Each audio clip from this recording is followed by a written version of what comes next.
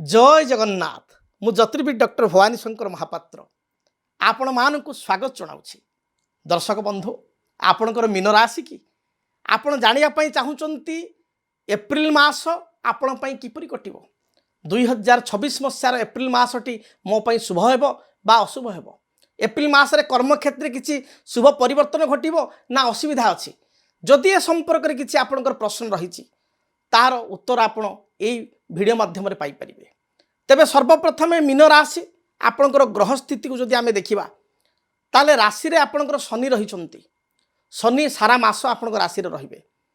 रवि आपणकर राशि रे 1 एप्रिल रु 14 एप्रिल पर्यंत मीन रे एवं 14 एप्रिल पणा संक्रांति परे बा संक्रांति ठारू रवि द्वितीय राशि मेष राशि मित्र गृहस्थ धनस्थान को उच्चस्थ ही रहिबे।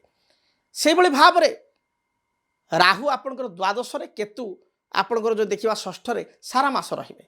देवगुरु बृहस्पति मिथुन राशि रे चतुर्थ भाव रे सारा मास रहिबे एवं 11 एप्रिल बृहस्पति मार्गी ही गमन करिवे। शुक्र जे कि द्वितीय स्थान रे अछंती तृतीयश एवं आपणकर अष्टमेश द्वितीय रे से तृतीय स्थान को 19 एप्रिल परे वृष राशि को गमन करिवे एवं 19 एप्रिल पर्यंत मेष रे रहिबे। एवं मंगल बुध जो देखिबा ताले मंगल द्वादश स्थान रे 3 एप्रिल पर्यंत एवं 3 एप्रिल रु आपण राशि को गमन करेंगे। पछे पछे बुध 10 एप्रिल रे आपण राशि को आसवे। तेबे प्रथमे जानिबा आपणकर स्वास्थ्य संपर्क में। स्वास्थ्य कथा जदि आमे चिंता करिबा आपणकर रवि शनि लग्न रहिचंती एवं 3 एप्रिल पर मंगल आसिक पहुँचुंती तेणु स्वास्थ्यगत समस्या देखादेव। विशेषकर अग्निमांद्य गैस्ट्रिक प्राय समय मुंड बिंधिबा उच्च रक्तचाप कोलेस्ट्रोल बढ़ीजा यूरिक एसिड बढ़ीजा कौन स्किन एलर्जी बा स्किन रिलेटेड समस्या देखादेवा।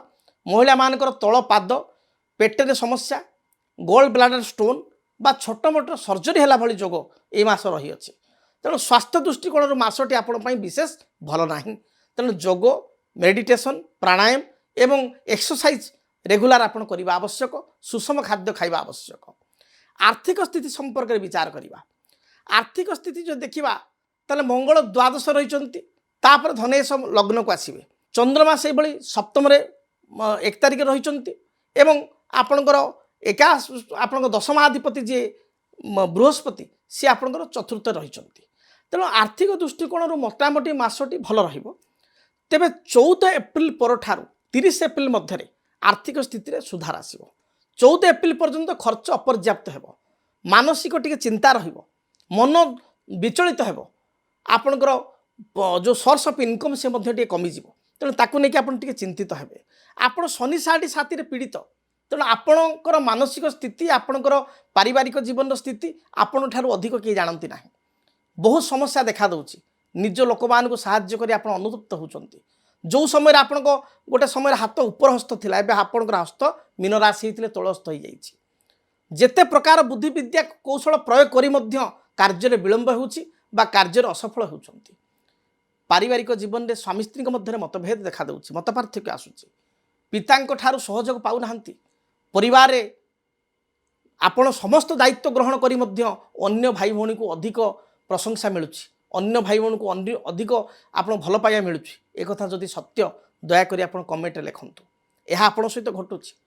संतान को नहीं जो देखा ताले आपणकर खर्च बढ़ुची। संतानकर पाठपढ़ा को नहीं कैरियर को नहीं आपण चिंतित अछंती।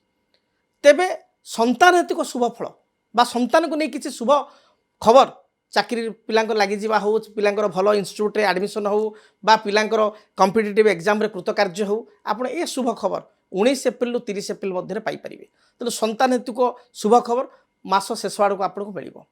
तेबे प्रथम कथा कहबी आपण हेल्थ को आपण जगंतु। आपण का सहित जुक्ति तर्क करंतु नाही। मन बहुत आपणकर अस्थिर बा चंचल रोचे। काले इटा हो काले सेटा हो आशा आशंका रोचे। अन्य माने हाथ छाड़ी देवार आप अनुतप्त होउचंती। निजको बहुत एकुटिया बा लोनी फील करुचंती। तेणु आपणकर जार केही नाही तार जगन्नाथ अछंती तार ईश्वर अछंती। तेणु आपण ईश्वर को आराधना करी समर्पण भाव में कार्य करंतु। कौनसी जल्दबाजी रे बा तरबार डिसीजन नियंतु नाही। देखिबे सारा मास आपण पई शुभप्रद है। तेबे रिक्स इन्वेस्टमेंट हेवी इन्वेस्टमेंट 19 तारिख पर्यंत करंतु नाही। 19 तारिख पर भावी चिंती इन्वेस्टमेंट कले तार भल रिटर्न आप पाइपर। एवं मीन राशि व्यक्ति कहबी କାହା କଥାରେ ପଡ଼ି ହଠାତ୍ କାହାକୁ ସାହାଯ୍ୟ କରନ୍ତୁ ନାହିଁ, ପାର୍ଟନରସିପ୍ କରନ୍ତୁ ନାହିଁ, ବଡ଼ ବଡ଼ ଡିଲ୍ କରନ୍ତୁ ନାହିଁ, ଅନ୍ୟକୁ ନିଜ ଲୋକ ବି ହୁଅନ୍ତୁ ହଠାତ୍ ଅର୍ଥ ବଢ଼େଇ ଦିଅନ୍ତୁ ନାହିଁ ତାଙ୍କ ହାତକୁ, ଫେରସ୍ତ ପାଇବାରେ କଷ୍ଟ ହେବ। ସେୟାର ମାର୍କେଟରେ ଆଦୌ ଇନଭେଷ୍ଟମେଣ୍ଟ କରନ୍ତୁ ନାହିଁ। ଅନ୍ୟ ପାଇଁ ଭଲ ହୋଇପାରେ, ମନ୍ଦ ହୋଇପାରେ, କିଏ କେତେ ଲାଭ କଲା ଏଭଳି ହୋଇପାରେ, ବିଭିନ୍ନ ପ୍ରରୋଚନା ଆପଣଙ୍କ ପାଖକୁ ଆସିପାରେ। ତେବେ କୌଣସି ବଡ଼ ସ୍କିମ୍ରେ বা ସେୟାର ମାର୍କେଟରେ ଅର୍ଥ ଇନଭେଷ୍ଟମେଣ୍ଟ କରନ୍ତୁ ନାହିଁ, ନଚେତ୍ ଅସୁବିଧାରେ ପଡ଼ିପାରନ୍ତି। ତେବେ ଦର୍ଶକ ବନ୍ଧୁ, ପ୍ରତିକାର କ'ଣ କରିବେ?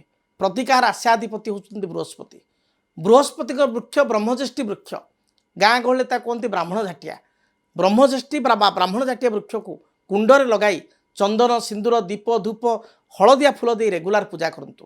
ଗୁରୁବାର ଦିନ ଆପଣ ଶିବଙ୍କୁ ଦର୍ଶନ କରନ୍ତୁ, ଶିବଲିଙ୍ଗରେ କ୍ଷୀର ଅର୍ପଣ କରନ୍ତୁ। ଦେଖିବେ ଯାହା ବି ବାଧାବିଘ୍ନ ରହିଛି ଦୂରୀଭୂତ ହେବ। ଏବଂ ମନେ କରି କ୍ଷୀରରେ ମିଶ୍ରଣ କରି ମିଶ୍ରି ମିଳାଇ ସେ ମିଶ୍ରିତ କ୍ଷୀରକୁ ମହାଦେବଙ୍କ ଲିଙ୍ଗରେ ବା ଶିବଲିଙ୍ଗରେ ଅର୍ପଣ କରନ୍ତୁ। ମନର ଦୁଃଖ କୁହନ୍ତୁ, ଦେବାଧିଦେବ ମହାଦେବଙ୍କ କୃପାରୁ ଆପଣଙ୍କର ସମସ୍ତ ସମସ୍ୟାର ସମାଧାନ ମିଳିପାରିବ।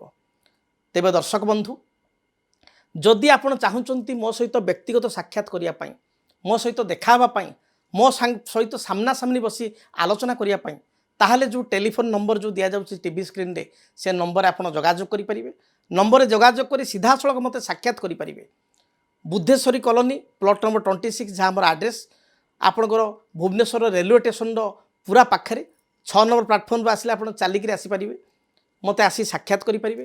ବସ୍ରେ ଆସିଲେ ମଧ୍ୟ ରସୁଲ ରୋଡ଼ରୁ କଳ୍ପନା ଆପଣ ଆସିକିରି ସେଇଠି ମଧ୍ୟ ବହୁତ କମ୍ ବାଟ 100 ମିଟର ବୁଦ୍ଧେଶ୍ୱରୀ ମନ୍ଦିର ପାଖରେ ଓହ୍ଲେଇ ଆପଣ ଆସିକି ସାକ୍ଷାତ କରିପାରିବେ।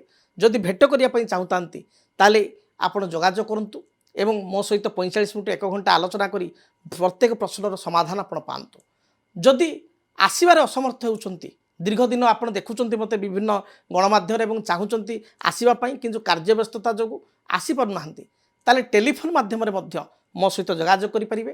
ଟେଲିଫୋନ୍ ମାଧ୍ୟମରେ 45 ମିନିଟ୍ 1 ଘଣ୍ଟା ଆପଣ ଆଲୋଚନା କରି ଆପଣଙ୍କ ପ୍ରତ୍ୟେକ ସମସ୍ୟାର ସମାଧାନ ପାଇପାରିବେ ଏବଂ ପ୍ରତିକାର ମଧ୍ୟ କରିପାରିବେ। ତେବେ ଯଦି ଆପଣ ମୋ ସହିତ ସାକ୍ଷାତ କରିବା ପାଇଁ ଚାହୁଁଛନ୍ତି ବା ଟେଲିଫୋନ୍ରେ ଆଲୋଚନା କରିବା ପାଇଁ ଚାହୁଁଛନ୍ତି, ଯେଉଁ ନମ୍ବର ଦିଆଯାଉଛି ଟିଭି ସ୍କ୍ରିନ୍ରେ, ସେ ନମ୍ବରରେ ଯୋଗାଯୋଗ କରନ୍ତୁ। ତେବେ ଆପଣଙ୍କୁ ଯଦି ଭିଡ଼ିଓଟି ଭଲ ଲାଗିଥାଏ, ପୁଣି ଆପଣ ଚାହୁଁଥାନ୍ତି ଯେ ଆସନ୍ତା ମାସ ମେ ମାସ ପାଇଁ ମୋର କେମିତି କଟିବ ଜାଣିବା ପାଇଁ ଚାହୁଁଛି, ତାହେଲେ ଆପଣ ଚ୍ୟାନେଲକୁ ନିଶ୍ଚୟ ସବସ୍କ୍ରାଇବ୍ କରନ୍ତୁ, ଯାହାଦ୍ୱାରା କି ଆସନ୍ତା ମାସର ମାସିକ ରାଶିଫଳ ମଧ୍ୟ ଆପଣ ପାଇପାରିବେ। ନୂଆ ନୂଆ ଜ୍ୟୋତିଷଶାସ୍ତ୍ର ସମ୍ପର୍କିତ ଭିଡ଼ିଓ ଆପଣ ଦେଖିପାରିବେ। ତେବେ ମହାପ୍ରଭୁ ଆପଣଙ୍କୁ ଦୀର୍ଘାୟୁ କରନ୍ତୁ, ଆପଣଙ୍କ ଜୀବନରେ ଥିବା ବାଧାବିଘ୍ନକୁ ଦୂରୀଭୂତ କରନ୍ତୁ। ଆପଣ ଯେଉଁ ବର୍ତ୍ତମାନ ଶନି 7.5ର ଯନ୍ତ୍ରଣାରେ ଚାଲୁଛନ୍ତି, ସେ ଯନ୍ତ୍ରଣାକୁ ଲାଘବ କରନ୍ତୁ। ଆପଣଙ୍କୁ ସଦୟ ହୁଅନ୍ତୁ। ରହୁଛି। ଜୟ ଜଗନ୍ନାଥ।